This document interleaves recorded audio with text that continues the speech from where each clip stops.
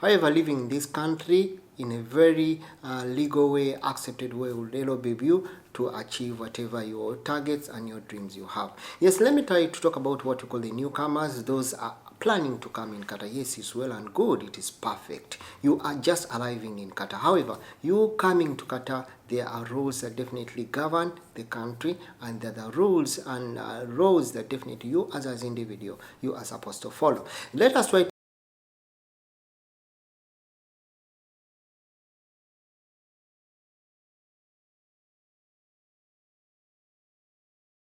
Thank you so much for coming back. Remember, it's always Mex from the Mexcreationtv, trying to give you a guide living in Qatar, giving you the basics and give you most of the very important tips that definitely can help you to survive and live in this Gulf country. Remember, when you talk about Qatar, most of us, we are residences or we're nationals. Wherever we come to get something and fulfill our dreams and fulfill everything. However, living in this country in a very legal way, accepted way, will help you to achieve whatever your targets and your dreams you have. Yes, let me try to talk about what we call the newcomers. Those are planning to come in Qatar. Yes, it's well and good. It is perfect. You are just arriving in Qatar. However, you coming to Qatar, there are rules that definitely govern the country, and there are rules and rules that definitely you as an individual, you are supposed to follow. Let us try to look at a person coming in Qatar for the first time. Yes, a guide for you as a person coming to Qatar, what you call the labor laws. What are you entitled to and what you should know as part of the labor laws, or as part of the Qatar labor laws. One of them is the employment contract. The employment contract is mandatory, and you must have what you call an employment contract. You sign a contract starting up the job on the same day. And remember, that contract that you are signing should be in Arabic and a translated language, which is English or your native language.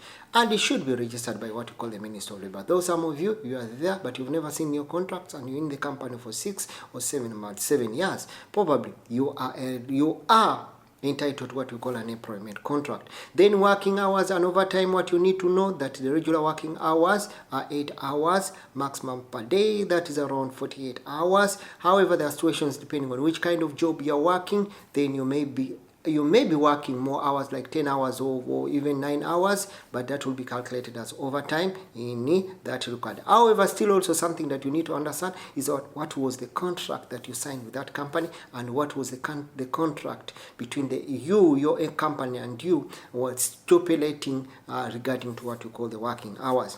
Yes, when we look at during Ramadan, you find that during Ramadan, then the official working hours are 60 hours per day. However, something that you need to understand, it is going to depend on which kind of company you are working and which role and which sector you are working. For people like working security, you'll agree with me, you still work normal hours, but you'll be paid at the end of it all. When it comes to the payment, it will be added up together.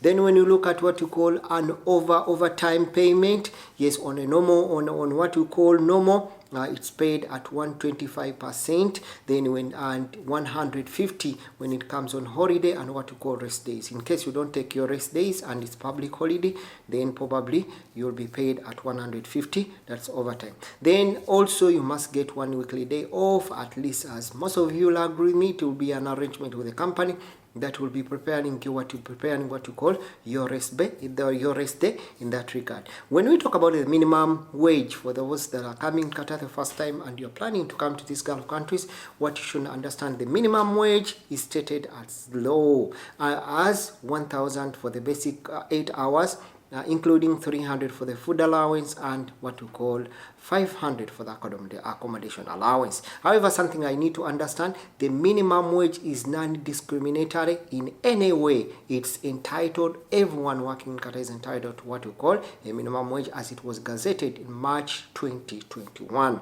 Yes, when we look at the breakdown of the minimum wage, we are looking at the basic pay, which is supposed to be 1,000 for basic 8 hours. And those that get food or being given food by the company, you'll get 1,000. If you're not given food, you'll get 1,300 for the basic 8 hours.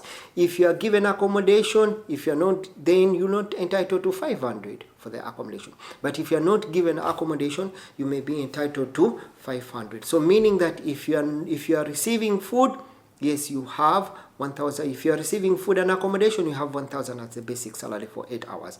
If you don't receive food, you have 1,300 Qatar Riyal as a basic salary for what you call 8 hours. However, for the overtime, the other stipulated overtime will be calculated according to what you call the company policies and how many hours they are giving you, or how many hours as overtime you have worked in that particular month. So most of you will agree with me that you'll find that sometimes you have your overtime is topping up the rest. Then something else you need to understand as you're coming to Qatar for the first time, medical insurance is mandatory for all employees, and your employer or your sponsor is supposed to provide for your medical insurance, supposed to insure you. Yes, most of you will agree with me. Yes, your employer will enroll what you call an insurance plan with Hamad Medical Corporation. And something that definitely you need to understand is that when you come here, most of you've taken it relaxity that you don't want to get medical cards, what called medical health cards, and you find that most of you have ended up saving almost half of your salary because you have to go to private sectors, private clinics for you to get treatment. And yet if you have a health card, then definitely you'll be entitled to a subsidized rate and free medical at what you call the government facilities. Hope I've tried to share something. However, something still I need to remind you, if you are coming to Qatar, know that changing sponsorship will be after 1 year if you are planning to change what you call sponsorship. However, something that you need to understand, yes, NOC may not be mandatory. However, also review the contract and look at the contract that you sign with your company and employer so that you can have the way out and the basics and to know what you're supposed to do in case they are to let you or in case you need an NOC for that regard. Thank you so much. Remember, Stories Mex from the Mexcreationtv. Don't hesitate to follow my 2 YouTube account at Mexcreation, my TikTok account at Mexcreation. I am Mex, discovering parts of beautiful places in Qatar. Definitely you can enjoy Qatar at nights. Then also my TikTok account, Mex, Facebook account, Mex Samuel. Definitely you can also find me there with some of very interesting information. Thank you so much. Remember, it's always Mex from